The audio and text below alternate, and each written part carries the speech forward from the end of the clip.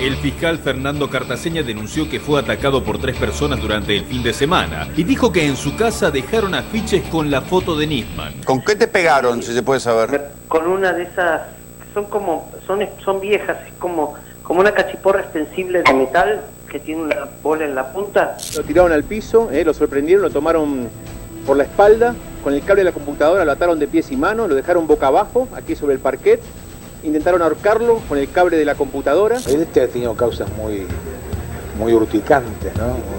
Muy feas, las trata de personas, de pedofilia, barras bravas. Y es una intimidación a los fiscales por el pésimo camino, porque tenemos mucha más ganas de investigar que antes. Cuando abro el portón de mi casa, estoy entrando, aparecen 3 tipos, doy vuelta y me lo encuentro, jovencitos, pelito bien corto, y de repente uno de ellos me levanta el arma y me lo pone acá en la frente. En lugar de sacar mi arma, le agarré la pistola ahí y empezamos un forcejeo, disparos, y yo veo que me apunta, y yo acaso levantar la mano, y me efectúa 2 disparos que tengo la incapacidad en este dedo, tengo un 25% de incapacidad en la mano, y se da vuelta y me tira y me pega otro disparo acá, que fue con un calibre 45, yo siento como una piña, acá, y ahí yo le empiezo a tirar. ¿No pensaste en ese momento? Porque ya eras jefe de drogas. Era jefe de drogas, ¿sí? ¿Esto es una boleta pagada? Sí. Si nunca te dijeron asalto, te explico. Antes de que se resolviera el caso, ¿no pensaste? ¿Esta me la mandaron? Lo sigo pensando. La cadena es así, mi director, se la juntan para mi director se la lleva a Bresi. Mayormente iban los lunes, por lo que tengo entendido. Tu director, ¿y sabés si había otros directores también? Todos los directores mayormente. Todos los directores de toda la dependencia. De toda la provincia de Buenos Aires. Sí, él no puede decir que no sabe de que se junta la plata porque estuvo a cargo de las delaciones.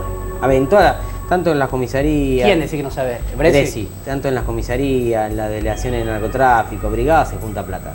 ¿Bresi podía desconocer que Orcusati...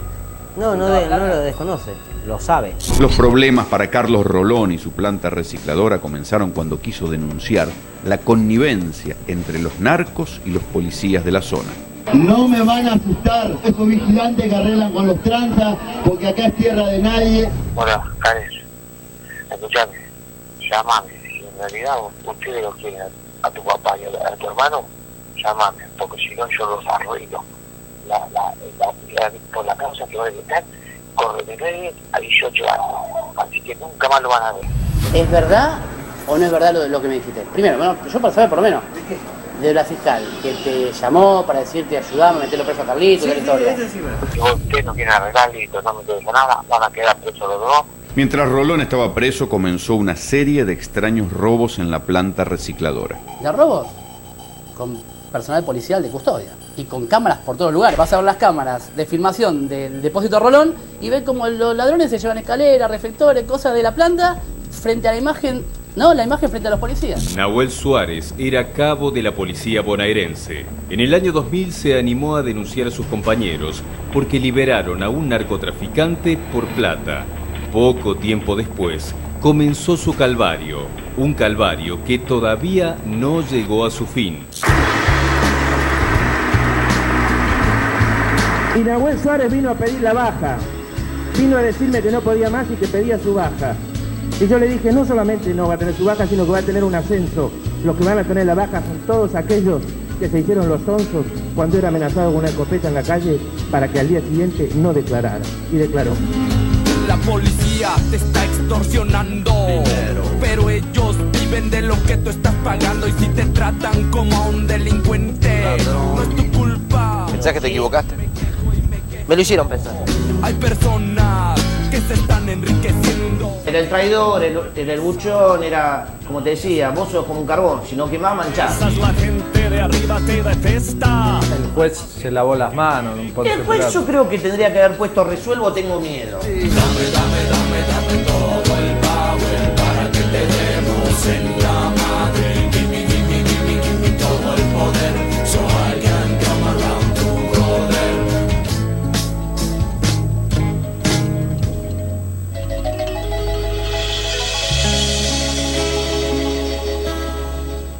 El libreto legal dice que un funcionario que sabe que hay un acto de corrupción, que sabe que se está cometiendo un delito, tiene obligación de ir y denunciarlo.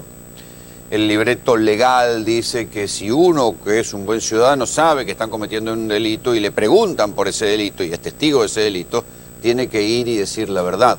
Esto es el libreto legal. Ahora, en la práctica, en la realidad argentina, lo que uno puede constatar es una inmensa, pero inmensa cantidad de casos, algunas de estos son muestras que he ido contando a lo largo de estos años, donde el que habla pierde. Y es así, muchachos. Se supone que la política se hace con votos, se hace con elecciones, se hace con mecanismos institucionales, pero también hay una ley no escrita que indica que la política se hace con una chequera en una mano y una 45 sobre la mesa. O una barra brava, si quieren, para no ir tan lejos. Por algo, todos los políticos, cuando tienen que hacer campaña, ¿qué es lo que hacen? Primero buscan plata y después buscan una barra brava. Después dicen, no, los mecanismos institucionales, la discusión, el debate, el consenso. Zaraza. En el caso de los mecanismos institucionales, cuando hay que denunciar un delito, pasa exactamente lo mismo. Nos dicen que si uno es funcionario, tiene que ir y denunciar y tiene la obligación de ir y denunciar. Y nos cuentan también, como en un cuentito de hadas, que si uno sabe de un delito y que llame al 911 y cuente y que firme, que vaya a la justicia y que se comprometa. Y cuando uno ve las historias de aquellos que tuvieron algo para contar, por los motivos que sea, porque muchas veces eran parte de un entramado de delito y en un momento dado fueron amenazados, se sintieron apretados o se asquearon y dijeron yo hablo. La conclusión, como en la mafia, es que el que habla pierde.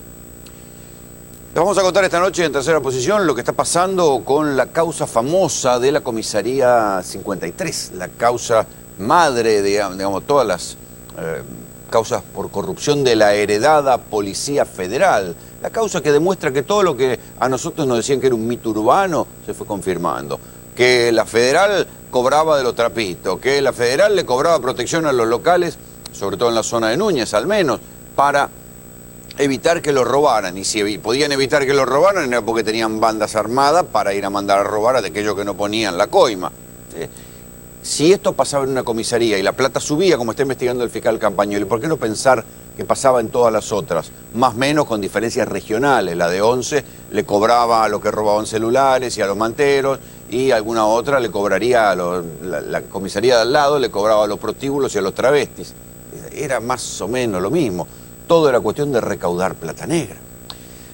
El lunes en Tercera Posición les voy a contar una historia, a manera de anticipo misterioso, de otra institución impensada que también recauda plata negra. Digo, la plata negra, la recaudación de plata negra en este país es un deporte nacional en las diferentes esferas del Estado. Parece que si uno llega al Estado y no recauda guita negra, obviamente para subirla o para llevársela para su casa, es un boludo y no gestiona bien. Respecto a esta idea de que el que habla pierde o el que hace su laburo bien pierde, tenemos infinidad de ejemplos. Alan Dols, el policía de la Federal, que había ido como parte de una investigación judicial, recién graduado, jovencito, seguramente con ilusiones, a meterse en una villa para ver dónde estaban los narcos y tener algún grado de éxito ahí en la Loyola, estaba vendido, su presencia estaba vendida, pese a que había brigadas de apoyo. Lo terminan matando, lo reconocen, lo terminan matando. ¿Quién lo había vendido? Los narcos tienen tanto nivel de inteligencia para saber que hay policías federales, son tan pillos para detectar un policía federal, o lo había vendido algún policía corrupto de la bonaerense que es la que le cobra a los narcos en la zona. El que hace bien su laburo pierde, el que habla pierde. Fernando Cartaseña, ciudadano ilustre de la ciudad de La Plata.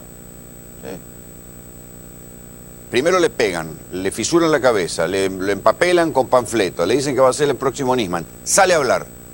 Al otro día lo vuelven a amordazar y ahora lo hacen pasar por loco. Bueno, desbordado. ¿Cómo terminó la cuestión Cartaseña? Lo apartaron de todas las causas. Virtualmente no puede hablar.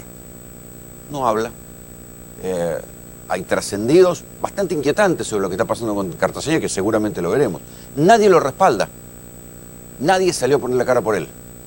Ya no hay políticos de la oposición. Los pocos políticos de la oposición, como Felipe Solá, fueron los que salieron a hablar claro y dijeron hay que respaldar al fiscal Cartaseña y se debería estar yendo el jefe de policía. Pero lo demás, silencio. Ni siquiera el procurador Contegrán está respaldando al fiscal Cartaseña. En lugar de respaldarlo, le sacó todas las causas. El que hace bien su laburo, el que habla, pierde. Tal vez esto sea una tradición de los últimos años en la Argentina, porque nosotros, los que laburamos en esto hace un tiempo, recordamos el triste caso de Santiago Spinetta. Seguramente ustedes no conocen la historia, pero allá por el año 91, 92, hubo un caso que instaló la matriz de corrupción más que se prolonga hasta ahora en la Argentina, que es el caso IBM Banco Nación. En aquel momento se supo que una multinacional prestigiosa como era la IBM le cobraba una fortuna en un contrato, en un sobreprecio al Banco Nación para hacer la sistematización, la informatización de todas las sucursales del banco. El señor Santiago Spinetta, que era un periodista de la prensa, digamos, se presenta a la justicia, firma la denuncia. De hecho, la causa IBM Banco Nación se llama Santiago Spinetta su denuncia, así arranca. Al tipo lo cruzaron por la calle, le cortaron la cara, le escribieron IBM en la espalda con una navaja, típico de cuando uno toca el interés de un gran grupo económico. Fue pasando el tiempo, lo hicieron pasar por loco. Finalmente, hasta que finalmente la causa se cayó por su propio peso, la IBM reconoció todo, pagaron las multas, devolvieron la guita que habían escondido los funcionarios en Suiza. ¿Y cómo terminó Santiago Spinetta? Hace unos meses se descubrió que el pobre tipo estaba pidiendo limosna en la estación Abasto. ¿Sí? Este es el triste destino de los que hablan. El que habla pierde. El que habla y dice lo que pasó pierde. Nahuel Suárez era un policía que allá en los años 2004, 2005, se atrevió a contar lo que pasaba en una comisaría. Tenía custodia de la gendarmería, sin embargo, las brigadas policiales vinieron, le fingieron una especie de operativo, le terminaron poniendo una itaca en la cabeza y casi lo matan. Ustedes me escuchaban ahí a Felipe Solá diciendo necesitamos más policías como Nahuel Suárez. ¿Saben cómo terminó la historia de Nahuel Suárez al final del camino? Lo mandó a la propia bonaerense, Protección Corporativa, lo mandaba a limpiar los baños. El gobernador Solá decía, necesitamos más policías como Nahuel Suárez. La bonaerense por abajo lo mandó a limpiar los baños y lo hostigó tanto hasta que se fue. Entonces, así termina el que habla. El que habla pierde. Tan sencillo como esto. Carlos Rolón, ustedes lo veían ahí.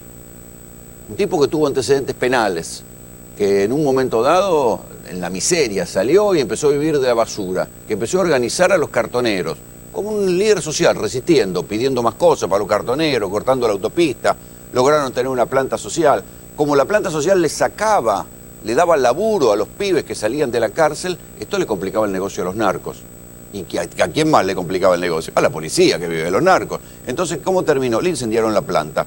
¿Cómo terminó? Con montones de causas armadas. Por una de esas causas armadas le clavaron 6 años de condena y tiene una espada de Damocles que en cualquier momento lo meten preso. ¿Sí? Si no sale la apelación como tiene que salir, lo van a meter preso. Los policías corruptos, los mismos tipos que protegen a todos los que están en el telón de fondo de Araceli Fules, son los mismos que estaban detrás de la persecución a Rolón. Esos tipos están en actividad, a esos tipos no los toca nadie. A Rolón le arman una causa y le dan 6 años de condena. El que habla pierde. Es así de sencillo. Uno lo puede revisar en todos los lugares donde mira, va a ver este principio. El que habla pierde. El que hace su laburo tal como dice el libreto del buen ciudadano, pierde. Siempre pierde. Los mecanismos institucionales, la zaraza del buen ciudadano, que tenemos que hacer las cosas bien, que qué sé yo, que si uno es funcionario tiene que denunciar. Eso, muchachos, es para la gilada. En la Argentina, el que habla pierde. Bienvenidos. Tu tercera posición. Fue una situación muy violenta. De repente, vos venís a tu casa, habíamos hecho un operativo con el doctor Bonadío en Campana, habíamos secuestrado 100 kilos de marihuana, varios detenidos. Venías para mí.